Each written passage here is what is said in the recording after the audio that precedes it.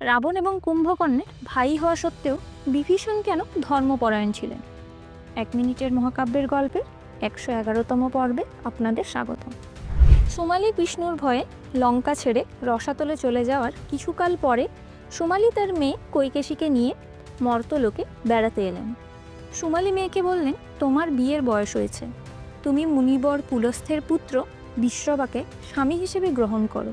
কৈকেশী বিশ্ববার আশ্রমে এসে মাটিতে কিছু আঙুল দিয়ে আঁকতে শুরু করলেন।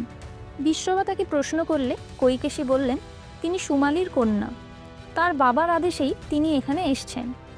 মুনিবর বিশ্ববা যেন তার অভিপ্রায় বুঝতে পেরে তার মনস্কামনা পূর্ণ করেন। বিশ্ববা বুঝতে পেরে বললেন, তুমি সন্তান লাভের জন্য এখানে এসেছো। যেহেতু তুমি প্রদোষকালে এসেছো, তাই তোমার সন্তানেরা ক্রূর রাক্ষস হবে। কৈকেশী কেঁদে বললেন, আমার দুরাচারী পুত্র চাই না। তখন বিশ্ববা বললেন, তোমার শেষ পুত্র ধর্মাত্মা হবে। কৈকেশীর প্রথম 2 পুত্র ছিলেন রাবণ এবং কুম্ভকর্ণ, আর শেষ পুত্র ছিলেন বিভীষণ, যিনি ধর্মাত্মা ছিলেন।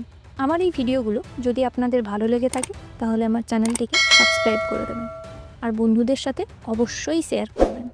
দেখা হচ্ছে পরের ভিডিওতে।